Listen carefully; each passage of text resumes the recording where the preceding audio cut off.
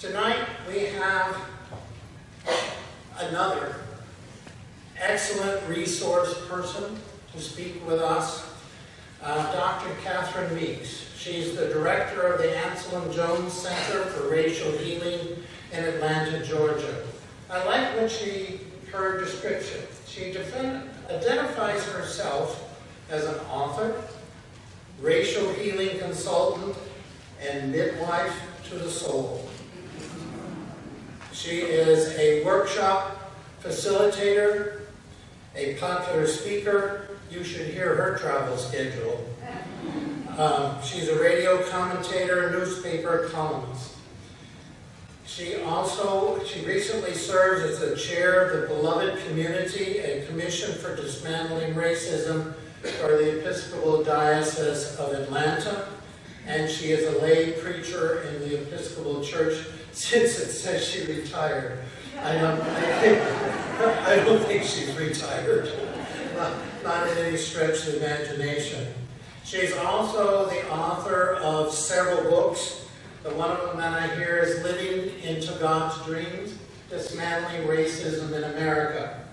That's a recent book and it's available on Amazon. I'm sorry that we don't have any available for this evening, but I would encourage you to get that.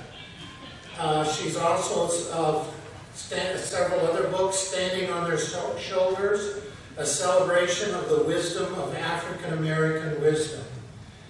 I am really looking forward to her program tonight, and we are extremely pleased to have you here. Please give a big welcome to Dr. Catherine Meeks.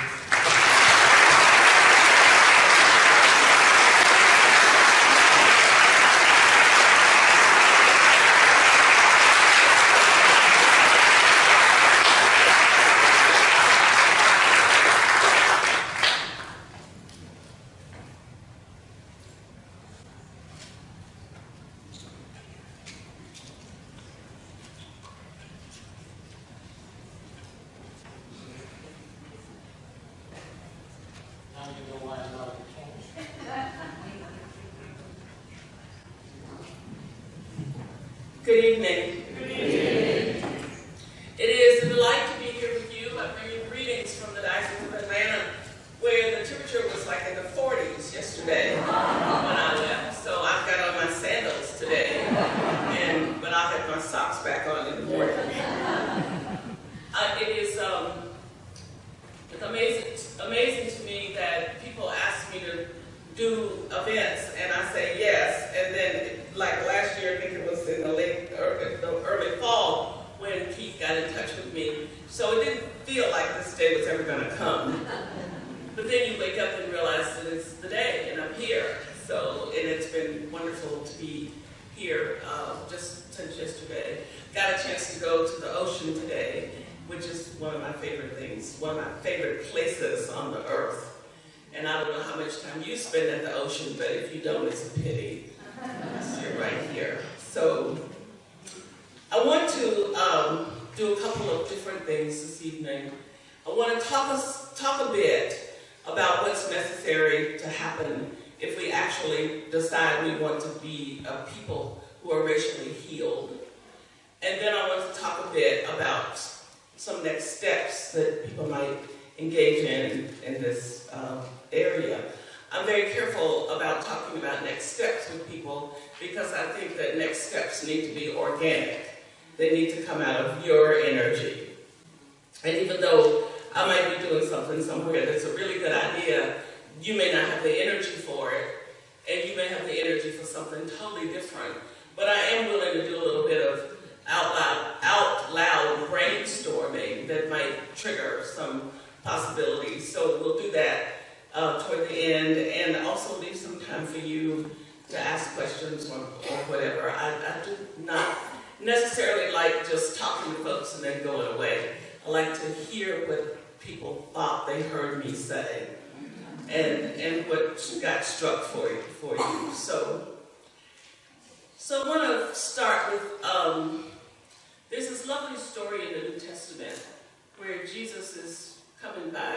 Those of you who've read this will recognize the story. Jesus is coming by what is called the pool of Bethsaida.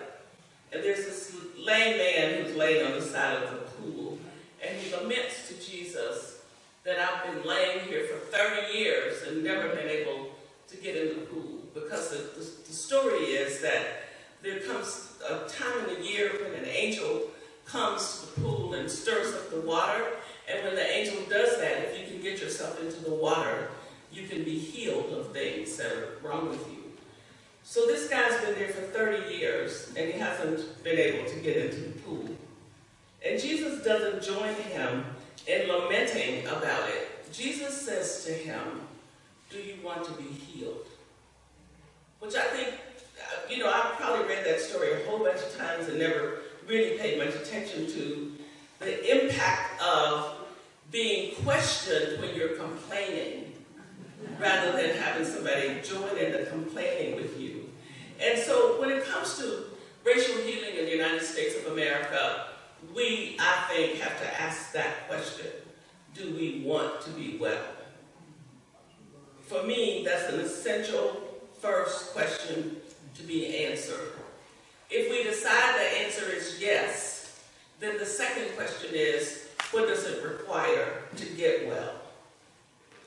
And if we decide that we're really serious about being well, and that we're really willing to do what needs to be done, then I think that we'll be amazed at the ways in which doors open and pathways are revealed, oftentimes that we didn't even know existed. But when you turn your intention towards something and have your heart in that direction, it is amazing how things begin to change. So the question that I'll ask myself, and I will ask you to reflect upon with me and to reflect upon about yourself, is when you think about race relations in America, when you think about racism and the issues that have arisen around that, do you think we want to be well? And as my response to that, when I think about the whole country, I don't think so. I don't think the country wants to be healed. Because in order to be healed, we have to reconstruct an indefensible system of white supremacy upon which we have built everything in this country. And we are too invested in things being the way they are to be willing to think about having them be so different as to include every person who lives on this land as being an equal person in the eyesight of God, an equal person to any of us. When you think about it, building a system upon the concept that somebody is more important than somebody else is really an indefensible system. Unless you believe that there are many gods in the universe who created different levels of people. So most folks in this country don't believe that there are many gods, like the Greeks. They had a god for everything. We claim we've got one. But then we think that one's been split up in a whole bunch of pieces because we think that Native Indigenous people, African and African Americans, Latino people, and white people don't all belong to the same creator. That is the system that we've made. That's what that system says. So I realized one time that I had to get this straight in my own head. I had to come to grips with, did I really and truly think that God made everybody? And not only did God make everybody, God loved everybody equally. That part worried me more than God making folks. Because I had some folks that I didn't want God to love. Don't you have a list if they leave the planet? They just leave the planet. It would just serve you well. Right? I mean, you're laughing because you recognize the energy system that says, my life would just be better if I didn't ever have to see you again as long as I live. But even when we have that list, there's still something in us that knows we cannot throw that person away and be all right ourselves. We cannot do that. So coming to grips with that we are created in the image of God and that people are equally as important in God's eyesight and love helps us to begin to understand that we have to deal with internalized oppression. People who are oppressed have been projected upon as being sub-something, another, substandard, subhuman, different. And many times we have allowed those projections to affect us in ways that keep us from being able to truly be who God put us on the earth to be. So as a little girl, I wanted to have long hair that I could flip my head around and have it, you know, go off into the wind. Or lighter skin, so I would go out and get bleaching cream when I got in high school. I didn't do it in elementary because I didn't have any money. But to go get bleaching cream to try to make my skin lighter because I was buying into a narrative that said I wasn't good enough. That becomes an internalization of the oppressor's narrative. And in order to be well, you have to overcome that. I grew up in Arkansas with a father who was an illiterate sharecropper and a mother who graduated from college the same year that I graduated from high school. If you've read my book, you know a little bit of his story. And my father, sharecropping, in case, I don't know if you know anything about sharecropping, but basically sharecropping is glorified slavery. Because you work, and you don't have anything to start with, and you owe the people on whose land you live for everything, including food and everything. And then when you get to the end of the year and harvest the crop and pay for everything, you're broke again. So you start over. And so it's an endless cycle of never being able to get ahead. My father used to take me with him to sign his name. He would make an X and then I would write his name. So my father couldn't read or write. Even though he used to let me sit on his lap and read to him. For a long time I didn't know he couldn't read. I finally realized that. But the fact that he was so interested in my reading really was a cool thing. And I know that even though my father's been dead since I was 16, I know that my father finds it amazing that that little girl that sat on his lap reading those little books has gone to become this woman. I'm sure that that's a great joy to him. And I'm thankful that I have come to understand what made him the person he was, and to understand that he wasn't just somebody who was trying to be harsh, but that he was trying to do the best he could as an illiterate black man who felt immobilized in this society that had denigrated him and told him that he was a second-class citizen. My father used to tell the story almost it seemed like every day. I don't know that it was every day, but it was so often. It was maybe every week or every 2 or 3 days. The story about my brother who got ill, said he had a bellyache, and country people always think you can cure everything with a laxative. So they gave him a laxative and he didn't get better. And then he kept on complaining. And so finally they took him into El Dorado, Arkansas, to the doctor and to the hospital. The hospital refused to see him and said that they needed to go to the charity hospital, which was in Shreveport, Louisiana. Which was 70 miles from where we lived. My father did not have a car, so he had to go out and find a car and hire somebody to take him. And by the time they got to Shreveport with my brother had a ruptured appendix and he died. He was 12. My father never recovered from that and lived with post-traumatic stress syndrome for the rest of his life until he finally died at 72. I did not understand what that was like when I was a kid for my father to be in that space. Now, when he would not want me to go places or do things, and particularly when I was a rebellious little teenager, I really thought that he was just trying to be terrible. But now that I have 2 sons, I understand that he had lost one child and he was determined he wasn't going to lose another one. I understand that, and I can appreciate that. But the internalization of the bad projections, the separateness,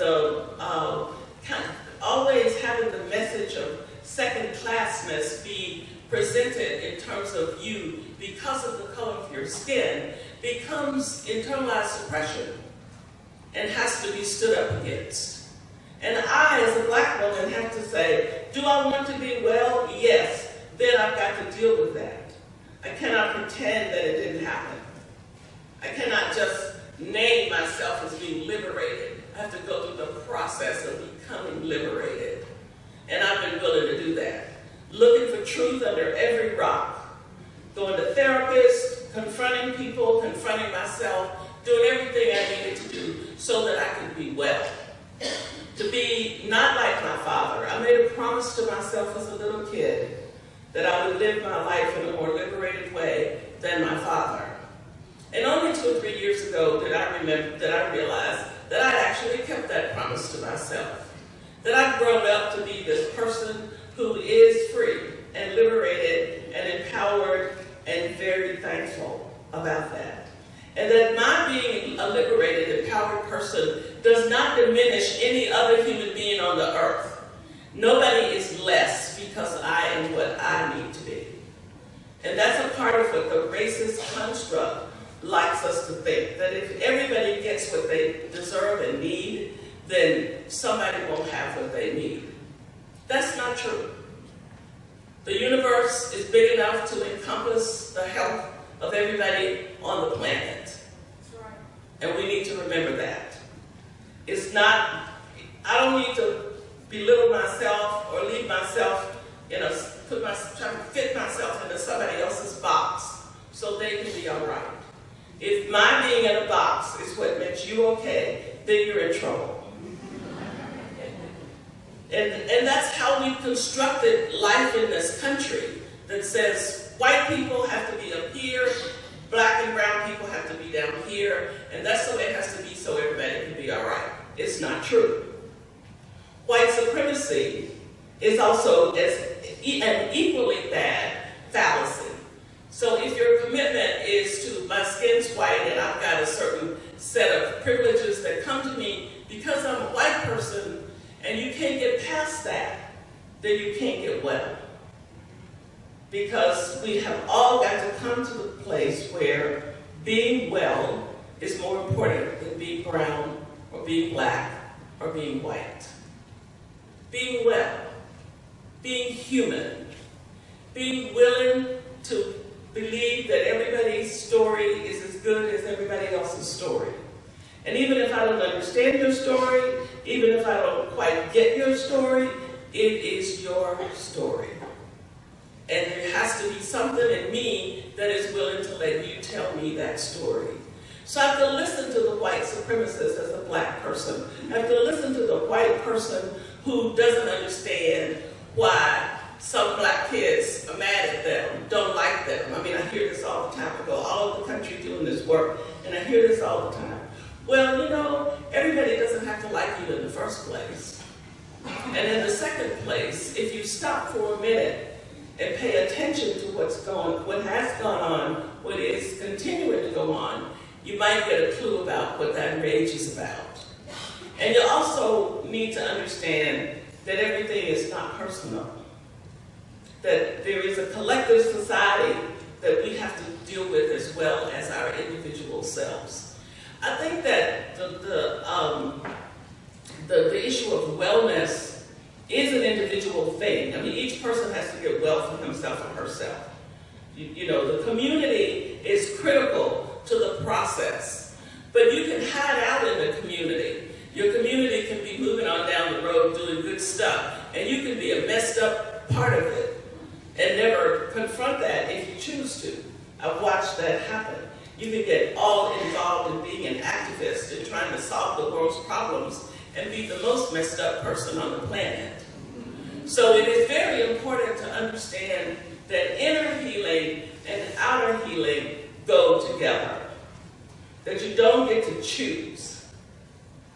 You know, I have friends who sometimes want to argue with me because they don't want to do the inner work. Well, it's not always pleasant. And it's messy when you start looking at yourself and start really interrogating yourself, as Bell Hooks would say we need to do. When you start asking yourself hard questions, sometimes you don't like all the answers. But it's a part of the process of getting well. And so just think about this. When a community of people get well, the community is going to be different. When you start really buying into that, you know, these people, they speak Spanish and they don't eat what I eat, or they speak Mandinka or Wolof, or I don't really understand like some of the young black guys that do rapping and stuff. I don't know what in the world they're saying. Might as well be a foreign language. But I understand that those young people are made in God's image and loved by God the same as I am.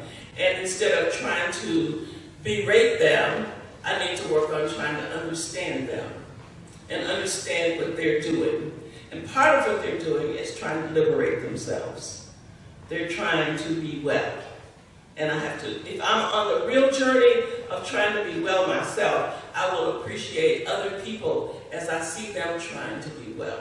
I will also assume that that's what people are trying to do. Instead of assuming that somebody's trying to do something to me, I will assume that that person's just trying to get better, trying to figure out how to make it through this life with some kind of integrity and some sense of authenticity. There is this psychological principle that I want to talk about for a minute because it's so important. In Jungian psychology, which is a complicated mess that I've studied for the last 40 years, I'm getting ready to make Jung turn over in his grave because I'm going to tell you in 5 minutes what he spent about 40 years working on. So there is a concept called the shadow. And the shadow is that part of ourselves that we don't really know about. It's called he called it dark, but you can't use that kind of language if you're trying to talk about race. Because dark is associated with bad, and I'm not going to be one of those persons helping to promote that narrative. So I like to think about it as hidden from the person. And you know how shadows are. You look at a shadow, you can see that it's a dog or a cat or a person, but you can't tell what kind of cat or what kind of dog or who the person is. Though there are parts of ourselves that are like that are hidden from us, that we don't really know. And sometimes it's good qualities and sometimes it's negative stuff. But it's all kind of buried back there somewhere in our psyches. And then we have this persona. We make up it's like the clothes you put on in the morning. The persona is your psychological outer clothing. So all of us have one. You know, we're here, sitting up in the pew, looking like we're kind of pretty much together.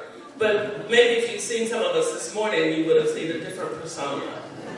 So you get what I'm saying. So it's like when you get yourself up and done in the morning, and you're going to walk out the door, you put on this coat, and that's your persona. How you're going to go out into the world. If you want to be a healthy person, you've got to start understanding what's hidden in the shadow and start incorporating it in the persona so that you are a whole person and not just somebody who is acting whole. Have you ever had a celebrity or somebody, a hero, a heroine, that you just admired so much and you just knew their persona, and then you got a chance to meet them? It was like you couldn't believe it was the same person because it was so different, because you didn't really know them. So it's that kind of dynamic. So to the extent that we allow what is hidden in us to get brought up to the front so that it can be known to us and incorporated in the ways in which we go about living in the world, to that extent we become more well. So if you have to have an attitude of superiority, you need to figure out what that's about. Why do you have to be the tallest person in the room or the loudest voice in the room? Why do you have to always be right? There's some shadow stuff fueling that kind of thing. And we all know people like that, and sometimes we might have been that way ourselves. You know, if you're somebody who's always willing to take a back seat and not speak up for yourself and let people say stuff to you that later you just wish you could shoot them. The only reason why you don't kill somebody is because you don't want to go to jail. It's not because you're trying to be good. You know. And you should know that. We should know that, right? I mean, sometimes you get mad enough to kill somebody, but we don't really want to go to jail. And so we figure out an alternative. But if you're somebody who does that, if you have let excuse me, the narrative of internalized depression, the narrative of denigration, make you reduce yourself so that you can't stand up for yourself, then you have to work on that. It gets hidden back here somewhere. And you think you're operating yourself. You think you're having your own sense of agency, but really you're letting all these external things tell you who you are and control you. So there are a lot of white people in America today that would maybe want to do a little bit better about race, but they don't want to look like, they don't want to look too odd. There are black people, brown people who don't want to have relationships with white people because they're in a community that doesn't approve of it. Everybody has to ultimately answer the question for himself or herself. What does it mean for me to be well? And what it means for me to be well is to be open to relationship with anybody who crosses my path. And to understand that I do not need to hold every white person I meet accountable for what some white people have done. But that if I meet white people who are trying to defend this indefensible system of white supremacy, I need to let them know what I think about that. I don't need to play like that's okay, because it's not okay. But when I meet people, I need to give them the opportunity to show me who they are and not make them be like the last person I might have met.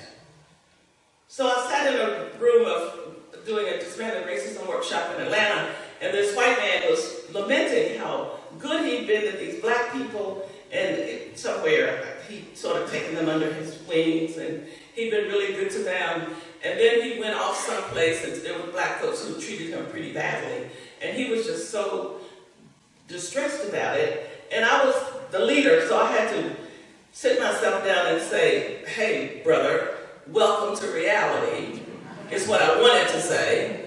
But then I had to get a grip on myself and say, you know, I understand. I've had to be a little bit empathetic, but how many times has a person of color had to live with that same kind of scenario? And he was sort of taking it as you know, just way more important than it was, because he had these handful of people who didn't think he was too good, and he had been trying to be so good.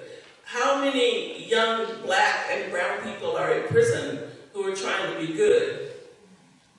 We know that hundreds and hundreds of them are in prison, and many of them are not guilty of anything.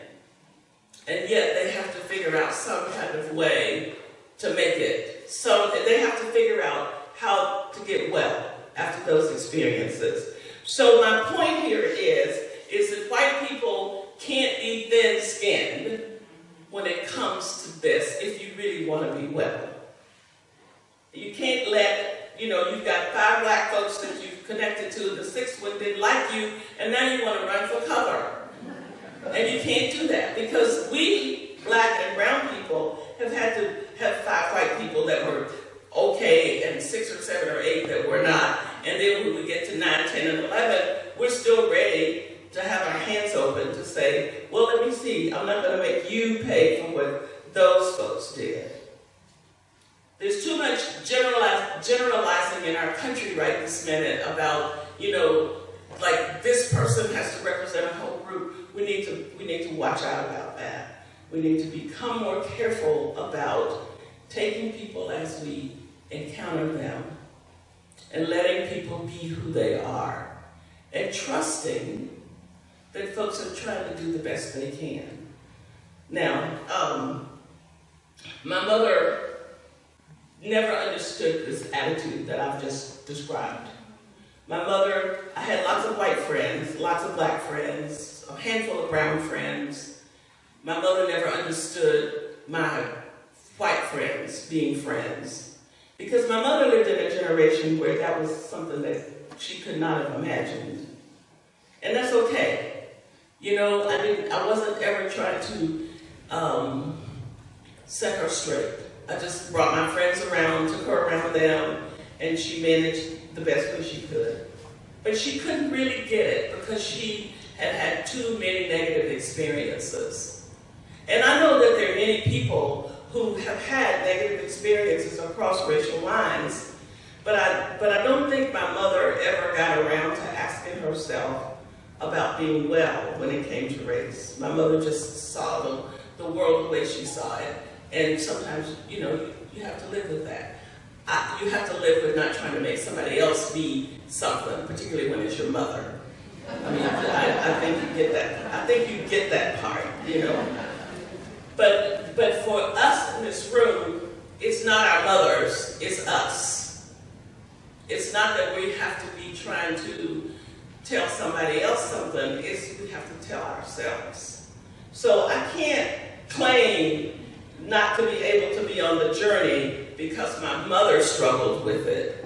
I have to be on the journey for myself. And the same thing is true for white people.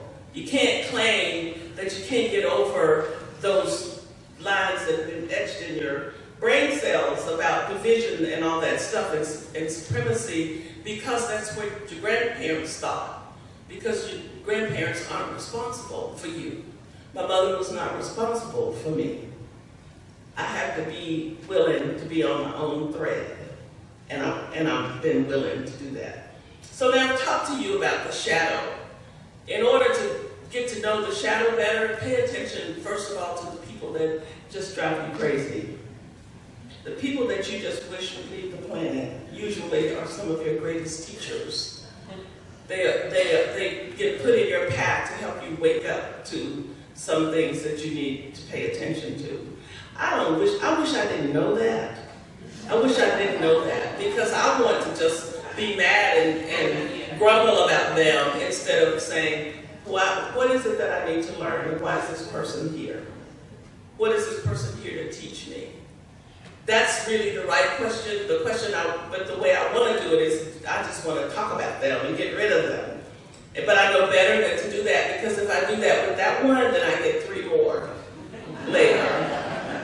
Because there's this whole kind of construct in the world that wants us to be well. And I call that construct God. God wants us to be well. God did not put us here to be divided and to be as crazy as we are as human beings to one another all across the planet. So, shadow persona, if you don't remember anything else about this talk, if you'll remember that there are hidden qualities inside of you that you need to pay attention to trying to figure out about. If you pay attention to your dreams, you can learn some things about your hidden qualities.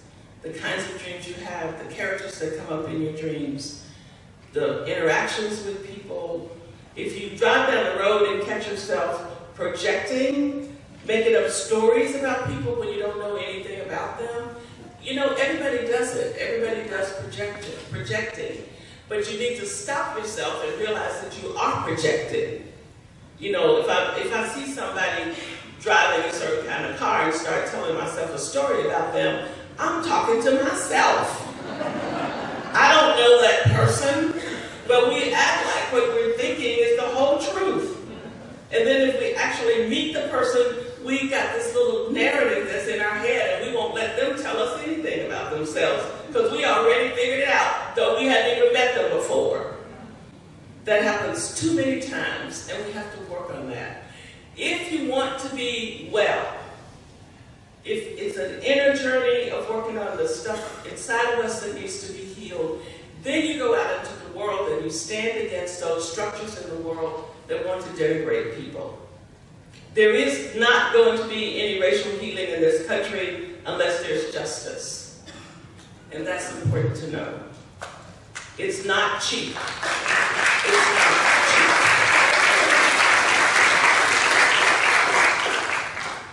And the last thing I want to say about this, because I want to leave some time for you to talk back to me, is that I've been talking now for 20 minutes, 30 minutes, and you haven't heard me say anything about reconciliation. I haven't talked about reconciliation because reconciliation is not a construct that I think is possible to achieve in a country where there's been no relationships to reconcile. Slavery, genocide against Native Indigenous people, and the ways in which we are treating Latino people now mitigates against the possibility of thinking that we have any relationships. Relationships are based upon people who see each other in respectful and equitable ways coming together to interact and to live together and to do things together. They're not based upon hierarchical, I'm up here, you down here, and we're doing these transactions. You know, in Georgia, I don't know if you do this stuff here, but in Georgia, I often have had white women tell me that their maids were their best friends. I don't believe that. I think that the people who hold these positions of less than are more like your pet than your best friend. And it's important to be clear about that and not to play around about it. It's more like, you know, I went to the funeral of one of my good friends whose mother was one of my good friend's mother, who was a maid. And one of the people in the family that she worked for stood up and talked for 15 minutes about how much she loved them because she always showed up on Christmas Day to do all the stuff that they needed done. Never occurred to him that she loved her family. He never thought about that. And what he didn't know was that she showed up on Christmas Day so faithfully because his friends would come and all day long people would be sticking $100 bills in her pocket. And she said Christmas Day was a very good day to work because she got paid way better.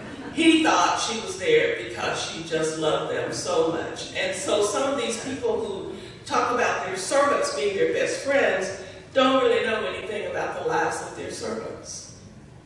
It's transactional stuff.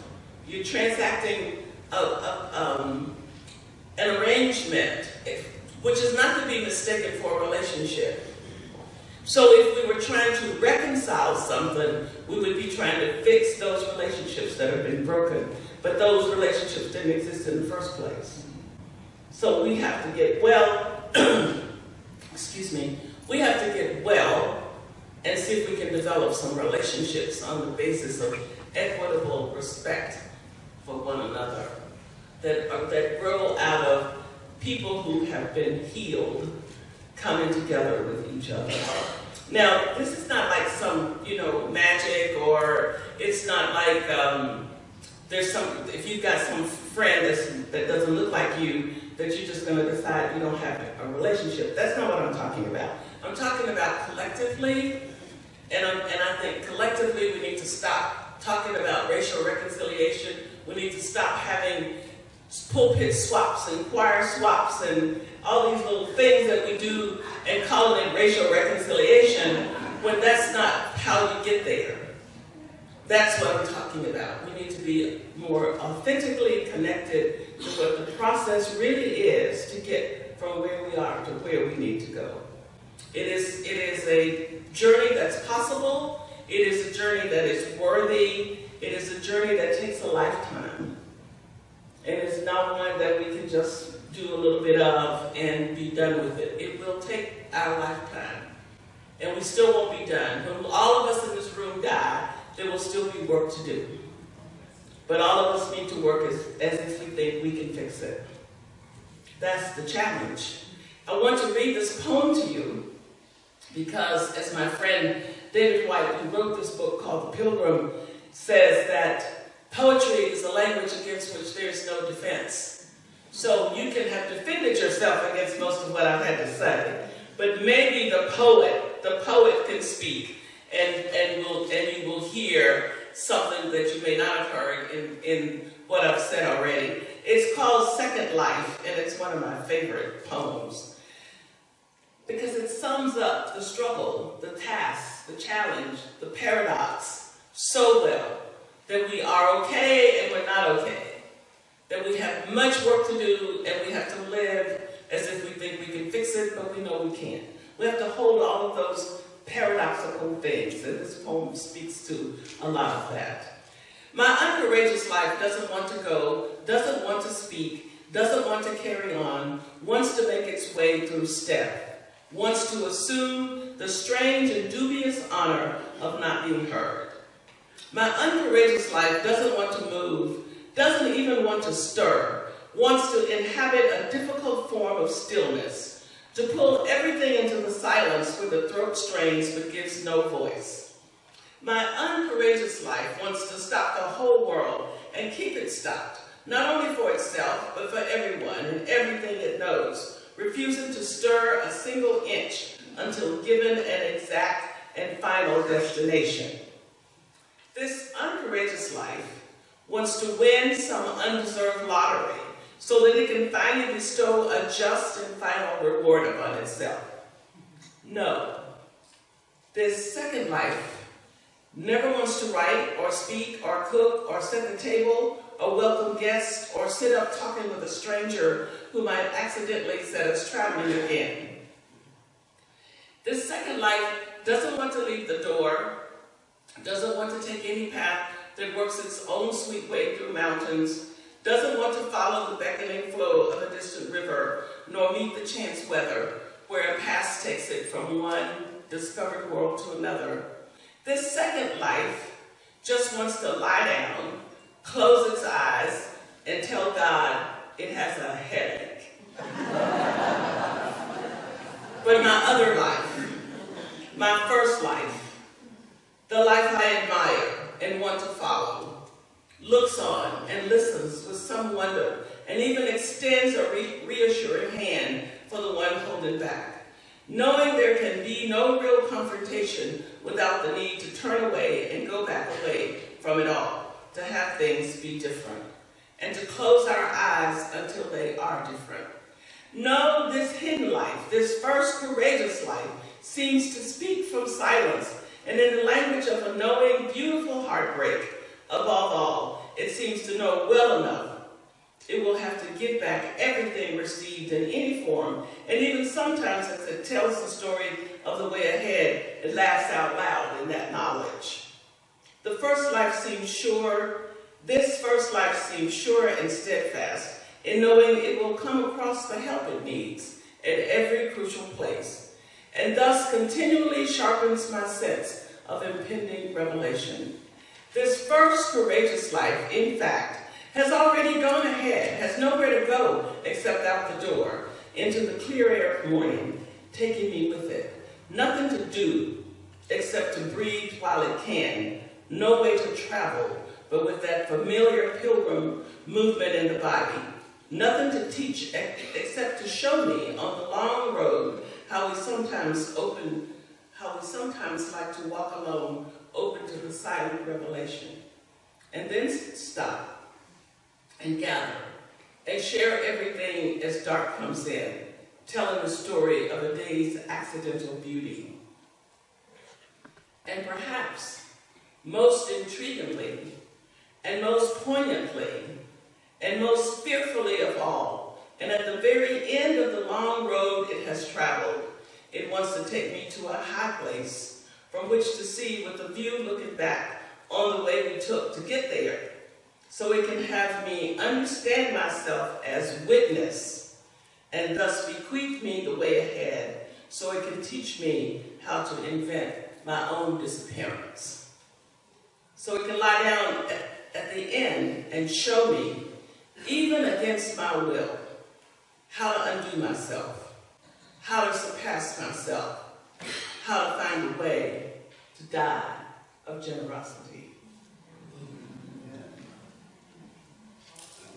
Amen.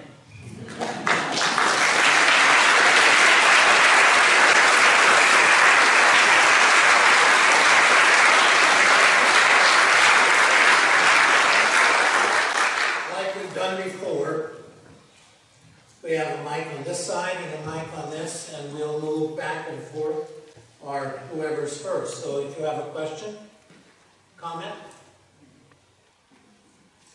And let me just say, I promised to talk a little bit about next steps. Perhaps I can answer some of that, talk about some of that as we hear what people's questions are.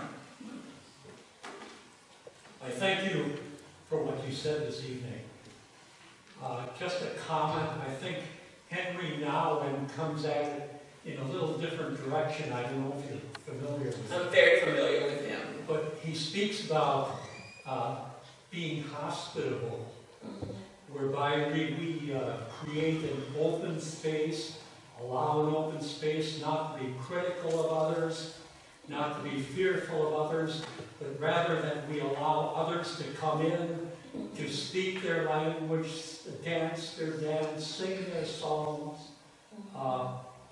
And I think it's very comparable to what you said. And he also says it's not something that ought to be done, but it's obligatory for a Christian to do that. Right. Yes, we don't have a choice if we want to be well. That's period, I think. Yes, do you want to? Could you comment on the current movie that's out called The Green Book? Have you seen that? No, I haven't, but I've heard about it. I've got a little bit of an understanding. I think that says an awful lot about the race relations in this country, and it's a good movie for anybody here to see. Yeah. So, that you brought up movies, let me just use this as a segue to say that I think movies are a great way to deal with race and create conversations and begin to get into discussions with people, with a diverse group of people, or not a diverse group of people. If you don't have people of color in your circles, and if you're an all-white group, you can still do your work, and you still have to do your work. You just have to be a bit more creative in terms of how do you get some proximity to people who are the victims of oppression. But I just was at Trinity Wall Street Episcopal Church in New York last weekend, where we were spending the whole weekend working on films and how films speak to race. The movie 13th, I would recommend very highly to you, which deals with the prison industrial complex. And it's an amazingly informative film. It would be great. I think it should be shown in churches and places of worship all across this country on Sunday morning. That's how important I think it is, because I think people need to understand the prison industrial complex and how it's so intricately woven in, the race is so intricately woven into it. So I would recommend that documentary, but there are a lot of popular movies like Green Book, which I have not seen, but anything that can get you a little bit outside of yourself so you can start a discussion, and then you can get into, looking at how you identify with characters and all kinds of things. The same thing is true for books, so you can have book studies. They're just books galore.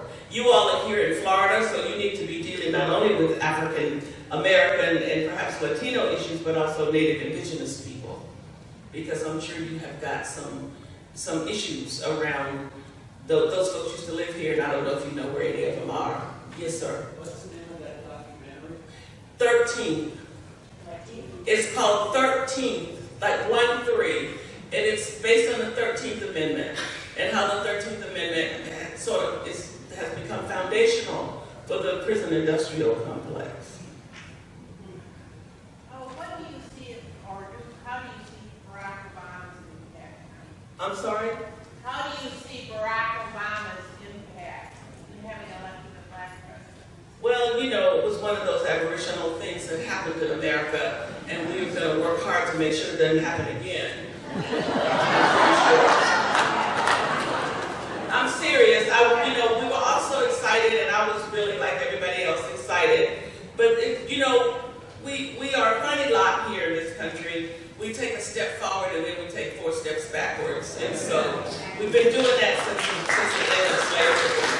And so while I think that it was wonderful to have President Obama, and it signaled some possibilities, but if one thought that it meant that we had moved as a nation to some place, then it was a very naive misunderstanding of reality in America. So unfortunately, maybe I'll get proven wrong. We'll elect somebody of color the next go around, but we'll see. If we do, I'll come back and tell you that I'm going to eat pro. Yes. Thank you for bringing the awareness of that which we repress, suppress, and deny, the shadow quality, bringing the Jungian archetypes into this conversation. It seems to me racism is a white person's, not not just an issue, but a sickness. And as a sickness, the language of sickness and getting well, that only by really dropping into that terror or panic of losing something. We've always called it the wages of whiteness, right? Of losing something. And the grief and fear of that is what we have to face. I think that's right. Which is not about shame or historical things, but it is a very tangible thing. So I'm hoping that in your discussion of next steps, that there's room for that, that quality of that inner life. Well, I think that people have to work on inner work is very, very personal, and it's not always that easy to embrace it. So it takes a lot of courage to decide that you're going to really explore your depths, your own depths, and you don't know what you're going to find. So there will be levels, I think, of how work can happen. There will be book groups where people skim the surface with that. There can be other settings where people get deeper. One of the things we hate to do is have conversation groups on race. You know, we always want to do something. We want to go out and erect a monument of some sort so we can say, this is what we did. Well, a lot of what we need to do is deconstructing all this stuff inside of ourselves. But the going out to do the outer work becomes a substitute for doing the inner work. That's a huge mistake. The work has to be done both ways, inner and outer. So, but it takes a lot of courage, and you have to be careful about some of it as well, I think. So, yes, ma'am. Thank you, Dr. Meeks. This is very good, and I'm very glad it came tonight. I'm a mother and a grandmother, and I have some grandsons, 21, 17, and 10. And I like the way you talk about being well. So what I'm finding important is that I'm making, well, God is helping me to be well, but I'm also reaching out to my children and my grandchildren to help them to be well, so that as they learn and grow, that they will do the same. I also find it difficult because not all that I meet seem to be trying to be well. So I will leave here tonight with the assumption, as you mentioned, that everyone is trying to be well. Yeah, that makes it a little difficult. Well, you don't want to be such a skeptic until you think everybody is not trying to be well. You also don't want to be unrealistic enough to think that there aren't folks who will do harm to you. Those are. I think that our lives we're called to hold a lot of stuff that seems antithetical to each other. So we know, I know that there are people who would do harm to me and to my children. I know that. But I don't choose to let them run my life. I don't choose to let myself be caught in the fear of that happening. And I think that's the critical issue is how much stuff external to us are we going to allow to control who we want to be. And so, I mean, I've got sons, but my sons are 32 and 37, and I'm always happier when I know they're home. Yes, Because if they're out, they can be stopped and killed by the cops for having done nothing. And I know that. And I live with that reality. Now, I don't let it immobilize me. I don't stay up at night when they go out. I don't stay up worrying, but I'm conscious about it. And it makes a difference. And I agree that I understand. My grandson, who's 21, attends college in Tallahassee, and he often travels back and forth at least once a month. And I'm always conscious of, call me before you leave. Right. Call me when you get home. And there's just such a great relief knowing that he's at home and doesn't have enough. And what the white people in the room need to understand is that you may do this too, but we do it because we're worried about our children being killed by the cops. We're not worried about some stranger, somebody. We're worried about you're going to get pulled over for probably nothing. Like when my son was stopped a couple years back, driving to work on a weekday morning, and when he said to the police officer, "What did I do?" Well, he said nothing. But he was just profiling. And so then he put my son in his car in handcuffs and made him sit there for a half hour while he tried to see if he could find some reason to keep him. And then when he couldn't, he said, "Well, I guess I'll have to let you go." But you see, my son then, who could have internalized that and become very oppressed about it, instead he invented an app called Legal Equalizer, so that when anybody gets stopped by the cops, they can notify 4 people that they've been stopped, and it tells you where they are, and it says, if you don't hear from me soon, go looking for me. And you can do it for police stops, for ICE stops, for domestic violence, and general emergencies. That was his response to the harassment.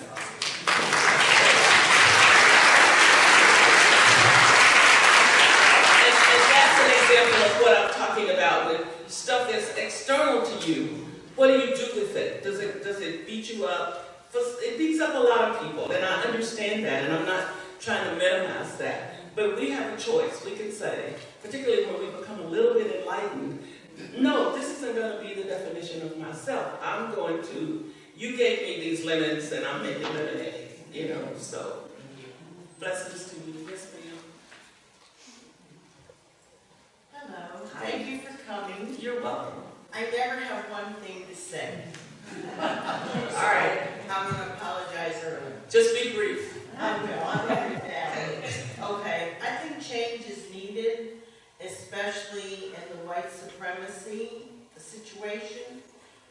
But many people, I think, live in a box. And I wish people would understand, if you live in a box, could you touch the side of the wall? Because you know what? You could draw a window, and then you poke hard enough, you got a window. Or you make a door, you poke hard enough, you have a door. And it's okay to go outside, But, those shadow people, well, I won't talk about that. I have them in my family. But anyways, yes, there's some that I wish I'd never seen, but I'm not going to kill them. I personally do not look good in orange. It's not as well, really.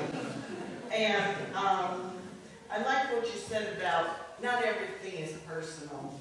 And I think when you realize that not everything is personal, that's a wonderful moment of growth. Because I really feel that the bravest people in the world are people that are willing to change, that are willing to do just one thing to change. Because then you can have an avalanche. Now the avalanche might take on many, many years, but if we can get it to start, I would be grateful. Yes. So thank you. You're welcome.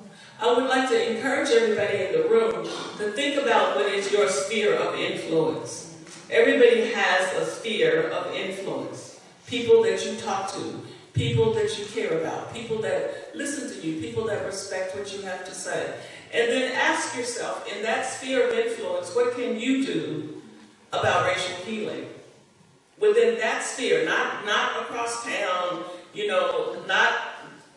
if you're white, you don't need to go to a poor black neighborhood.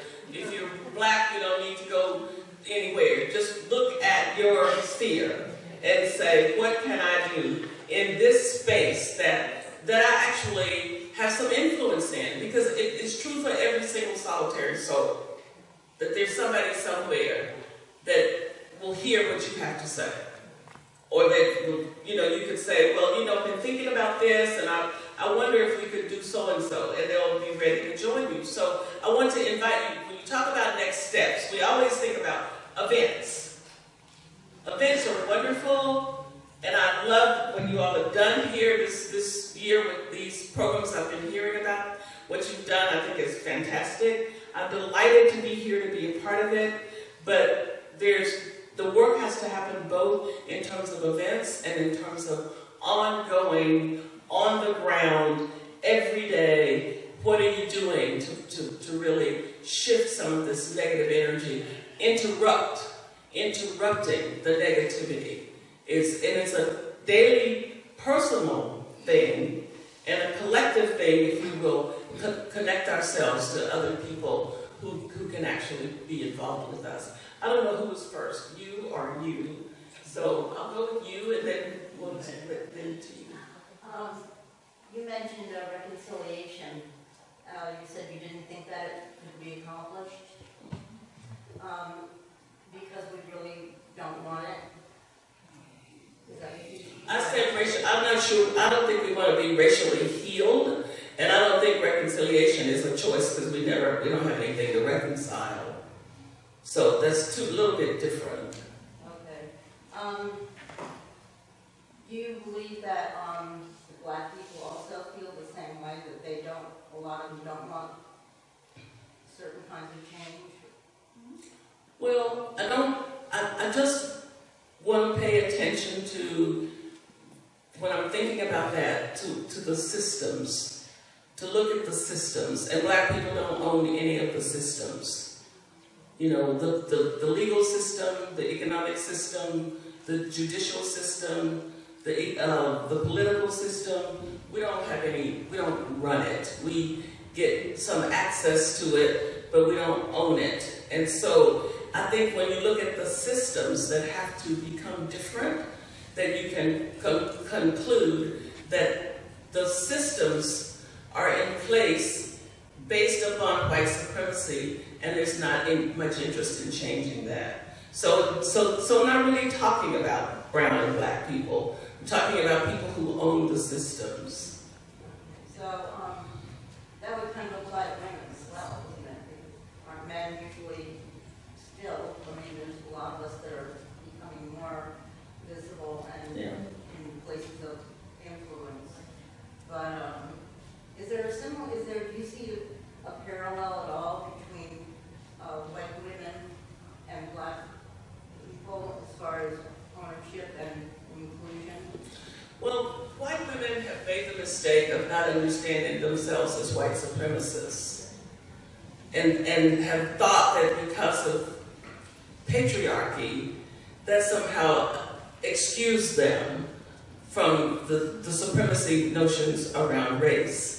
So while we can become, I've just written a book on Ida B. Wells that's coming out in the fall, and I've talked a lot about this in the book.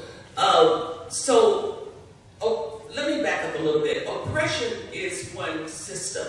Wherever you find anybody oppressing anybody else, it's the same thing. Oppression is saying, I'm better than you because I'm up here and I'm going to keep you down here where you belong. That's oppression. So anybody who's doing that to anybody for any reason is embodying this system, this energy that of superiority and all of that. So then white women share with black women in terms of the patriarchy, but then white women forget that they can always go back to being white and privileged regardless, even if the patriarchy isn't too kind to you.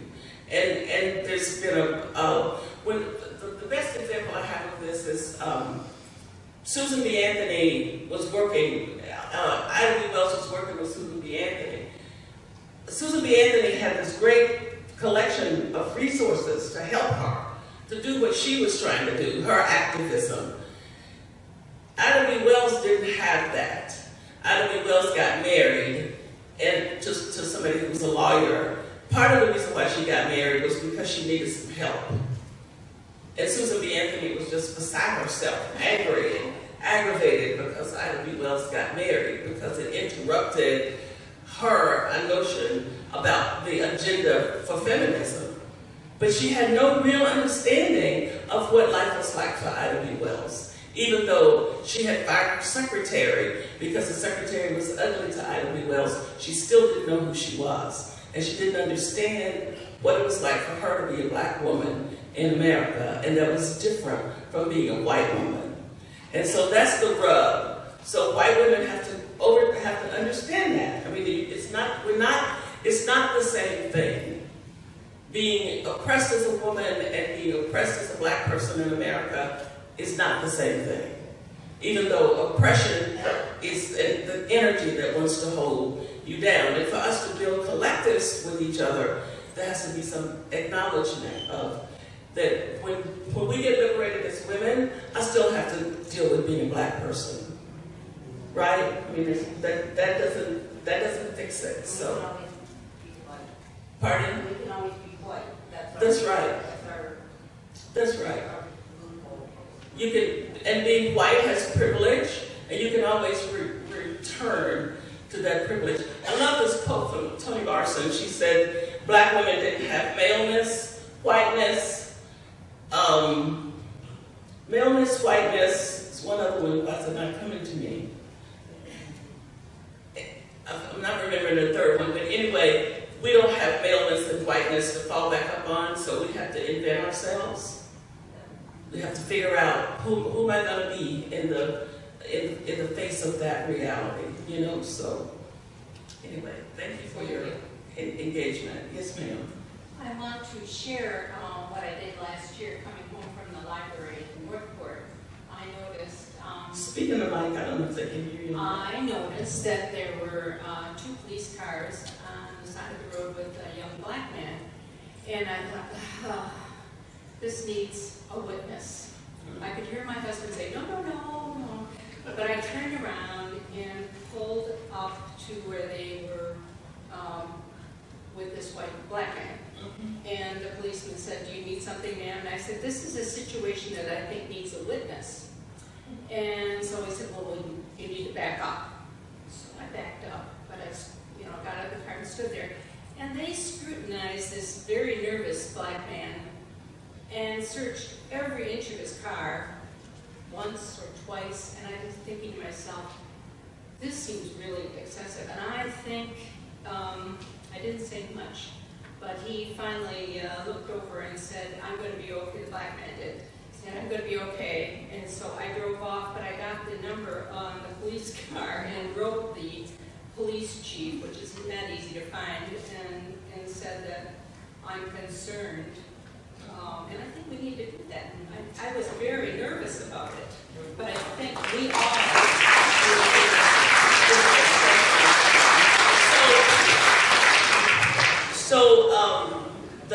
the same poet that I just read talks about being a half a shade braver. That's another thing that you can do. When you talk about next steps, you see what I'm telling you? I'm telling you about big things and little things. Thank you for stopping and having the courage to do it, for being a half a shade braver. We all need to be a half a shade braver a lot of times when somebody's telling a joke. I don't let people tell me jokes that have anything to do with other human beings. That's the bottom line. You want to tell me a joke about yourself.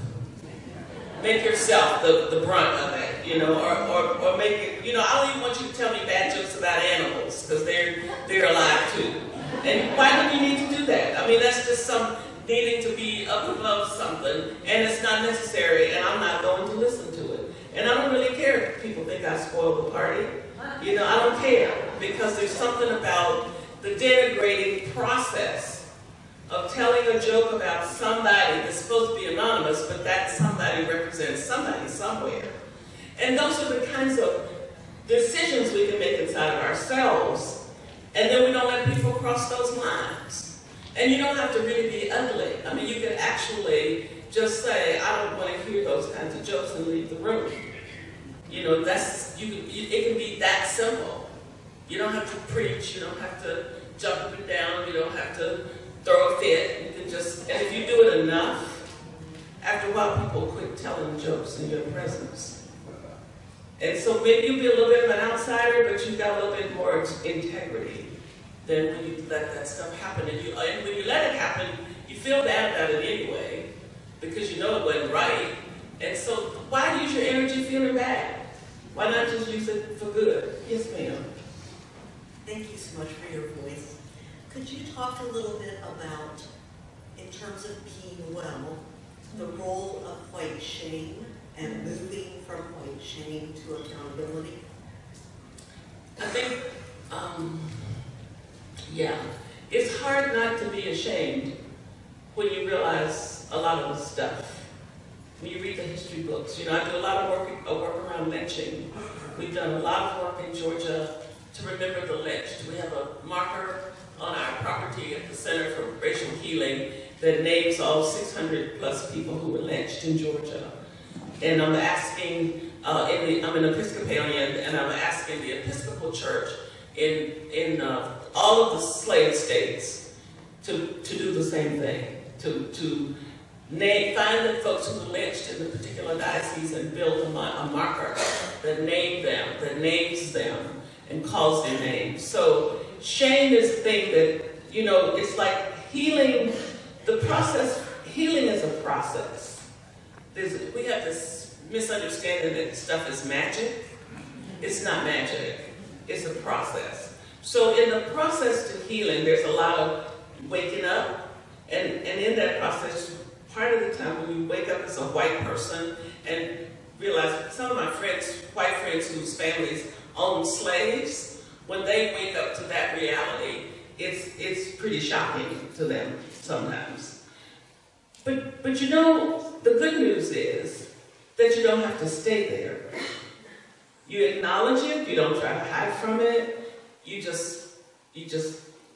it's part of the truth. It's part of what you can build the wellness journey on.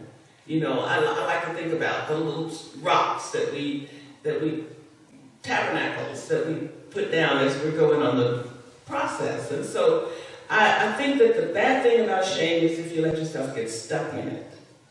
So that if you're a white person and you're ashamed to be white, you've got a problem. And you need to find a good therapist. I'm serious. If you're a black person and you're ashamed to be black, or a brown person, you need to find a therapist, because you don't need to be ashamed of yourself. You have to be willing to be who you are. And then you also have to understand that your ancestors, you didn't do what they did. Rabbi Abraham Heschel says that in a democratic society, some of us are guilty of some stuff, but all of us are responsible.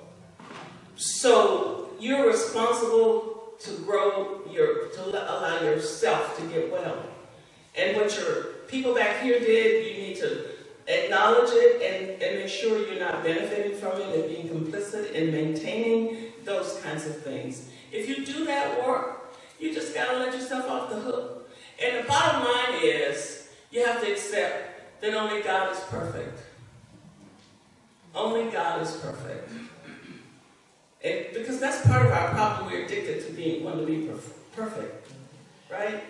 And if we can't be perfect, then we'll just fall apart and give up and a whole bunch of crazy stuff. Only God's perfect. And so, I'm willing to hold the hand of somebody who's walking on their journey, wherever they happen to be in it. But they do need to be on the journey. They don't need to be sitting down on the road feeling sorry for themselves and wallowing in shame and guilt. It's okay on the journey, but it needs to get passed through. To move on to accountability. Pardon? To move on to accountability. But to move on to wellness and wholeness, to move on to accepting grace, to move on to being willing to be well. Because if you really want to be well, you'll let it go. Then sometimes the holding on to the stuff becomes the thing we want. So then we just stay there. We don't have to do anything else because you just used up all your energy being guilty. Right? I mean, if you can use up a lot of energy like that. Like we used to go out and do these things during the apartheid situation in South Africa. We'd have protests and stuff. But you had to understand that when you went home after protesting, that everybody in South Africa was still in prison. That you hadn't helped a soul. You felt better because you went out and ranted or whatever. That doesn't mean we didn't need to do sanctions and activism. That's not what I'm talking about. But you do have to understand what it is you're doing and how, the limitations, I think. So, blessings to you. Yes, ma'am. Well, thank you for your insights and your words and encouragement. I have a question, though, about the idea of shame. Mm-hmm. I worked on a project with an African-American community, and they did not want any reference to the Jim Crow laws. It was an art piece. And I said, it was the opposite. Like, I was the white person. Right. And they were just, adamantly opposed to me, first of all, because I was not black and I wasn't what we did. It was a narrative sculpture. And they didn't want any reference to what has happened in the past. And so my question is, you know, it goes on both sides with this, with racism. I mean, we're not oppressed, the white people, I agree.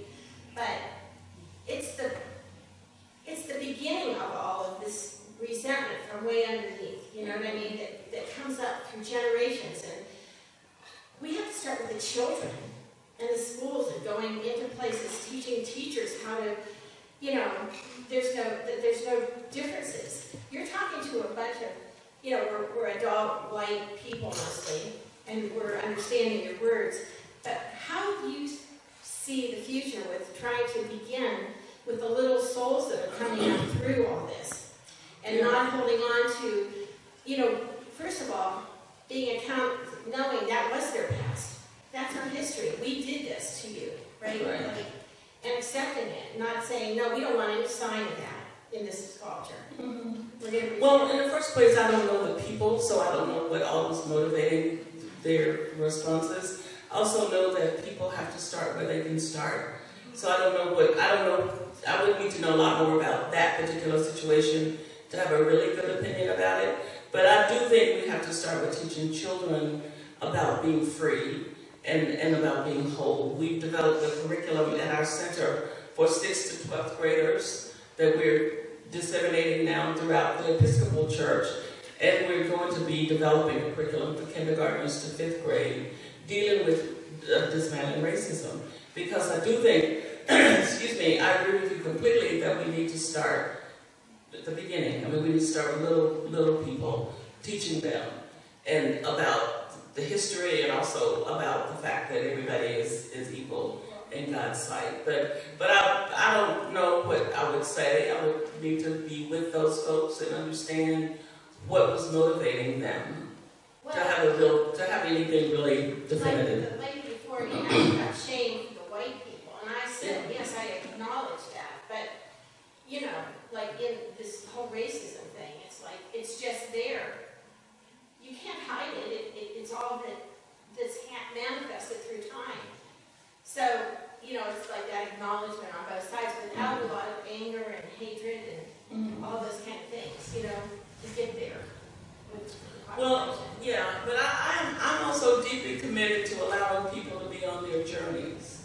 So if I'm going to let white folks be on their journey where they are on it, I need to let black and brown people be on their journeys the same way. And people get in the process however they can.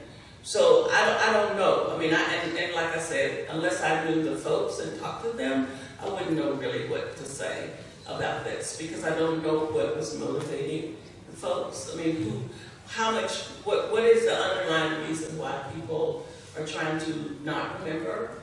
Because there are lots of that. I ran into some of that in dealing with trying to remember the lynched. There are people who didn't want us to talk about lynching because it's painful, and people don't want to have to live that pain again. I mean, when you look at those photographs and all that stuff and remember that level of being denigrated, it's very hard. So, you know, I don't know. I mean, I would just have to know them to say more. Blessings. Yes, sir. Dr. Meeks, I'd like to get your comments or thoughts, if you have any, on something I'm going through. My cousin and I are having a discussion back and forth on Facebook about whether Jesus was a person of color. And it's relevant to me personally because I grew up in the Episcopal Church, and I always saw this very white man with white skin and blue eyes, and kind of blondish hair. And my family's from the Middle East, and my father particularly was very dark olive colored skin with a typical Middle Eastern nose, and he didn't look like Jesus in these pictures. And to me, it's relevant to talk about it. And there's been some research with anthropologists who've tried to figure out what a first century Jewish man actually looks like. And I put that picture on Facebook to stimulate some discussion. And I also have a picture that I bought in an antique store of a very blonde Jesus with white skin and blue eyes. And so, some people have said back to us, it's a shallow question that's not really relevant, what color Jesus was. to me, it's important because if there's been some co-opting of Jesus and his color in order to have him be more palatable, I think it's important for Christians to talk about it. So anyway, that's what we're talking about, and I just thought, I'm curious if you have any thoughts Well, I'm about glad you're talking about it. It seems to me that anybody who's got a little bit of understanding of how folks look from the Middle East wouldn't have any questions. Really, I mean, honestly, because I don't know, there may be some blonde-haired, blue-eyed folks from there because people are all over the world. You know, you find all kinds of people, but the majority of the people there were not blonde and blue-eyed, and so people who I have a Coptic Jesus in my house, so he looks very African, and since God is a black woman,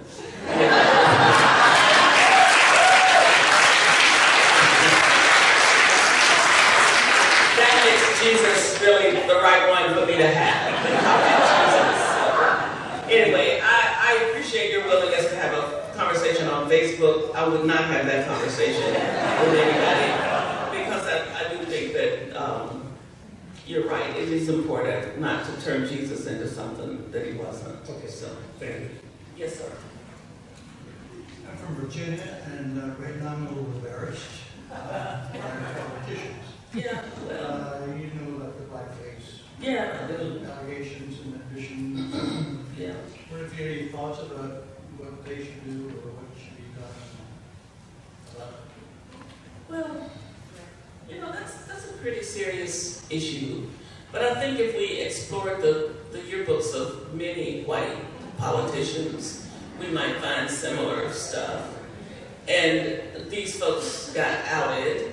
I don't know. I think that we have there needs to be a deeper conversation about all of that stuff rather than just the knee-jerky stuff that we do. We knee-jerked about it and yelled and screamed about the government quitting, which I don't guess he's done. I haven't been hearing the news here lately, but the issue is well, first of all, people can change.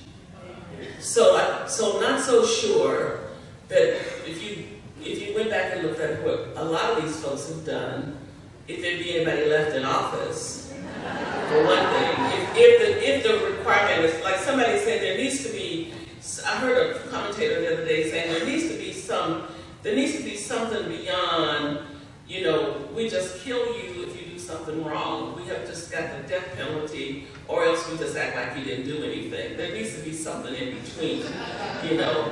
So I don't know. I mean, I think that the folks need to speak out of some space of integrity. But again, I'm very careful about wanting to jump to this is what needs to happen, because I'm not sure what needs to happen. I think there needs to be a lot of conversation to figure out what needs to be happening. It's indefensible. It's indefensible behavior. Yeah. But it happened, for those folks, it happened some time ago. I don't know what they're doing now. Are they doing stuff that reflects that kind of behavior? Then that's a bigger issue, you know. So we get bent out of shape about the blackface, but then that spirit undermines education, healthcare, a whole bunch of other things, and we acquiesce to it. So I think we as a citizenry have some responsibility to make sure we got our priorities straight, too.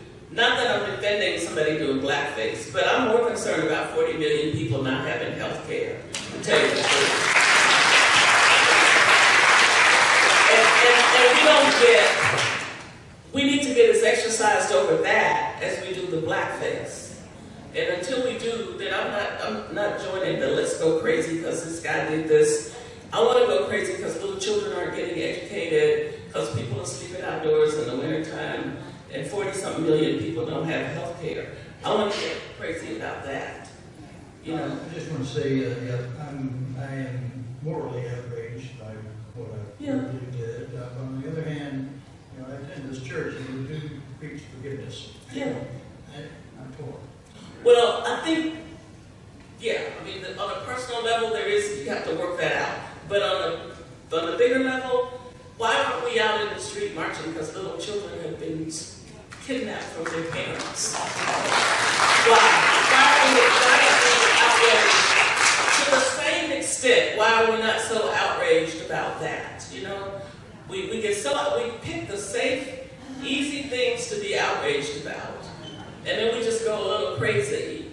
And then the stuff that really ought to keep us up at night and put us out in the street, we don't even do. So I'm just trying to have some balance here, that I'm not going to go totally off the rails because you found out a white man was racist. Really? I mean, honestly, you know, but not that I'm defending it, it's just that, like, how much reaction am I going to have to this? It's not like it's not news, really. We live in this country. So anyway, yes, sir. Yes, sir. Yes. I would like the point that you made about the blacks, African Americans not really owning anything. Because I've been in incidents, and I like to say one, maybe two. But anyway, an incident when my family was together, I'm talking cousins, uncles, grandparents, mothers, all together. Oh, y'all really want me to do this? Okay, now I was trying to be, I was trying, but they kind of know me. So, but anyway. Just be brief. Okay, I'll try my best. When you say we don't really own anything, I see, and I heard the young lady here is talking about trying to protect our children, tell them what to do and how to do. Sometimes we want to get that across to them, but then we find out again, when you say we don't own anything, sometimes when you say something and things go the opposite way with our young people, sometimes it's hard. As I said, I have 8 kids, 5 boys and 3 girls. But anyway, our family was together in Northport, and for some reason, then we see police lights all over the street. So we go outside, ask what's going on. They said someone said something smart because they were looking for someone and they heard that they would be there. They had a warrant for them. So I look at that situation and I say to myself, our kids are there, the family is there. Why would the police want to come in a setting like that if they have a warrant for someone? So it paints a picture to our children that, you know, we're less than already.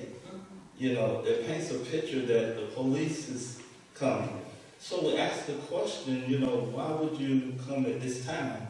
Well, we have a right to come when we want to. So what they did was, again, they were lined up down the street, and so what they did, since the person wasn't there and we asked questions, they gave everyone a ticket that was parked the opposite direction of the flow of traffic. And if your car was in the flow of traffic, they gave a ticket because it was not on the grass. Anybody that had an inch of their tire on the sidewalk, on the asphalt of the road, they got a ticket. I was totally parked in someone else's yard that got a ticket. You know, so they escalate, and so since they have the seem to have, the power, and I feel in that situation it was abusive.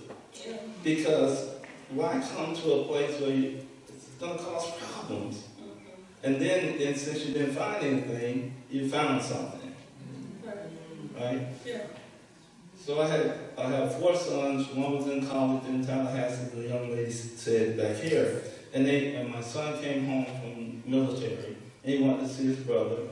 So the other 3, they were 3 of them together, so they were driving to Tallahassee, and they get stopped. And they go for a reason. So they wouldn't tell them, we just stopped them. Well, of course, the witness wanted to be a witness. They searched the car, made them get out, searched them, and they called us, and they didn't know what was going on. So after they were all done, they said, what is going on? Now my son's a military policeman, so he knows that what they're doing is not right. So he's asking, legal questions. Of course, he got shut down because, again, they have the power. So we see how do we keep our children, you know. But I mean by that, we're constantly telling them, you're just as good as anyone else, you're as smart as anyone else, and then they get put down because they don't own anything. So you try to encourage them to lift their spirits up, and then it gets put down. So it's a tough job. It's a tough job. So we understand that, you know, we have to keep trying. We have to keep trying. We have to show love regardless, but we have to also speak up. So I wonder, thank you, sir, for sharing. And I wonder if people are familiar with Howard Thurman. How many people know Howard Thurman? So in response to what you've just said, sir, I want to tell you this little quick story that Howard Thurman shared. As a matter of fact, I was just rereading it. I would recommend his book, Jesus and the Disinherited, to you because he talks about what Jesus has to say to people with their backs against the wall. His book that I'm reading currently is called The Luminous Darkness. It looks at racism from a different perspective. But he was, when he was a boy, he grew up actually in Daytona Beach, Florida. So I don't know where my geography is bad, so I don't know exactly which way that is. But he was raking leaves for these white folks that after school when he was a little kid to just make a little money. And so their little girl liked to scatter the leaves because he's raking the leaves, but then she's scattering them, creating her own little art project. And so he tells her to stop, and she ignores him, and he says, I'm going to tell your mother if you don't stop, and she keeps on ignoring him. And then he says, I'm going to tell your father when he comes home what you're doing. And she took her pen out of her pinafore and ran over to him and jabbed him in the hand. And he jerked his hand back from her and said, what's the matter with you? Have you lost your mind? And she said, what's the matter with you? You can't feel. And so Thurman says that in the face of that reality, he had to learn what was at the essence of himself, what was his core, and then he had to protect it from the stuff that was external to him. And if you've read Howard Thurman, you know that Howard Thurman was this giant of a human being that learned to live. He says you should learn to live where criticism and praise, you take it the same way. Now, I wish I could do that. I still like praise better. But the idea is that you don't let stuff external to you define you, period. And that's really hard. But that is the thing that we have to try as hard as we can to teach our children and to learn ourselves. Because it's your only defense, really, against particularly a world that's not interested in you, that's not trying to support you. Your only defense is to find the indestructible core of yourself and learn how to live there in that space so that these microaggressions and denigrations don't get a chance to be included in your definition of yourself. Yes, sir. I'm excited to raise my hand because Howard Thurman spoke at my graduation from Morehouse College a few decades ago. Yes, and I heard him at Spelman College, and it was the greatest experience of my life. And then he invited me to San Francisco to spend a little time with him 6 months before he passed away. So I will never forget that. Speaking of great preaching, good preaching requires repetition, so something's already been said, but I feel like I'd like to repeat it. We have large things that we can do. There's some large systems that we must eradicate and change in order to do something about racism. But also individually, what it is that we need to do. When you are among your like-minded groups, our black group, your white group, we have a tendency sometimes to say things that we would not say in public. We make jokes, we make statements, and sometimes we perpetuate things that are not right. So some of us need to individually I mean, lovingly correct your mother, your father, your family member when we go off into, you know, there's a family reunion coming up in Atlanta in August. So, you know, we need to be careful that we are dealing with those situations where we don't laugh and encourage people. It may be the insight they need to have a turn in the road because we correct them on something they've said, or those jokes that we laugh at sometimes. It's really important that we do that as well as the big things. We need to have a mindset that we're always, day by day, working to try and make things right in that regard. Thank you so much for all that you are doing and have done. Thank you very much.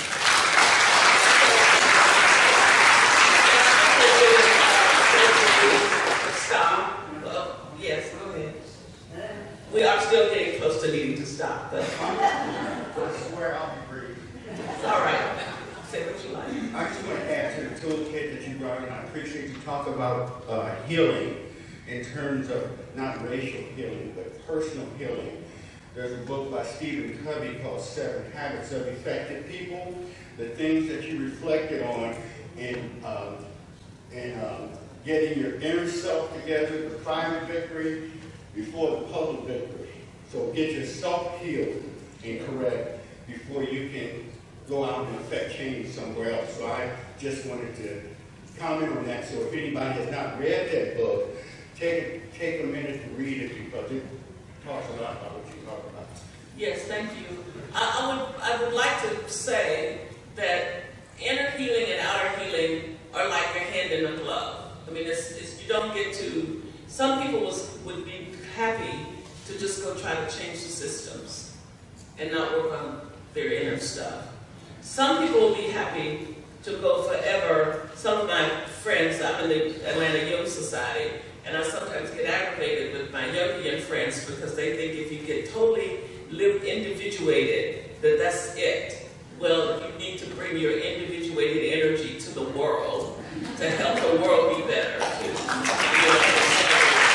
So it's really important to not get lost in the luxury of I'm going to choose the one that I like the best, because inner healing and outer healing have both got to happen. And I just can't imagine somebody getting well and just letting things out there stay the way they are anyway. I mean, because everything changes when you know, like it's when you're sick. When you have a physical illness and you get well, it's different from when you were sick. So when you're unconscious and you wake up, it's different from when you were unconscious. So I just think that a few things. You're all in this room because you care about this issue. Because it's whatever this day is. I've lost track. Is it Monday or? It's Monday night, and there are many other things you could have done, but you chose to come and be here. You have, I understand from Keith and Janice that many of you have been here for all of the programs. I believe you're in this room because you care about making your own self better and making the whole construct of living on this planet better. So this, everything I've said tonight is offered in the spirit of supporting you in that self-caretaking, in that being on the path. Also, don't think that you're just now thinking about race because we're talking about it tonight. I'm not that naive to think. So we're all in different places. We've come from all kinds of different experiences. You can just gather a group of people in your living room and tell your story together. How did you get where you are? How did you get there? You know, you got a handful of friends, you got a half a dozen friends that could come and you could just do that. You would be surprised. And tell them. I mean, tell your friends about this event.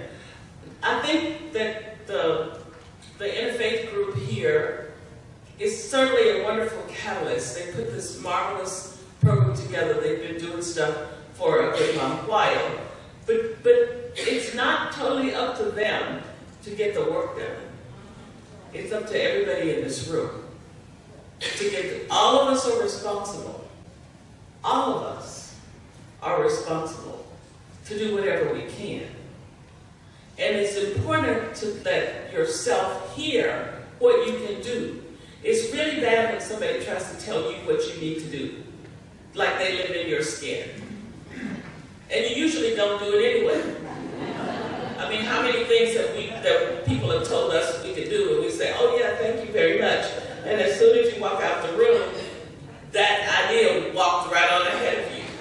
And you don't ever intend to think about it again. So, but I think that when we are honestly seeking to see how we can be used in the construct of making the world better, that doors will open, the insights will come, we will hear the message we need to hear.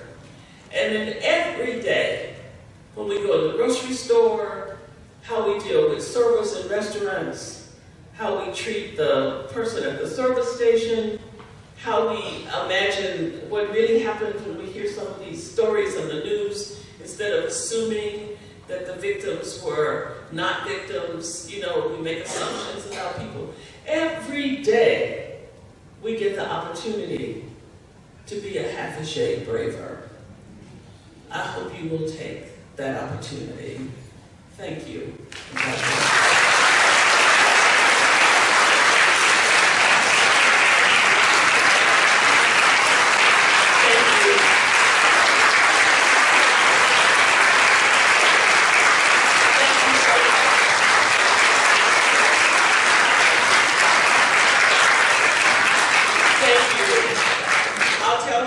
About you all, they'll be glad to know I had a friendly audience.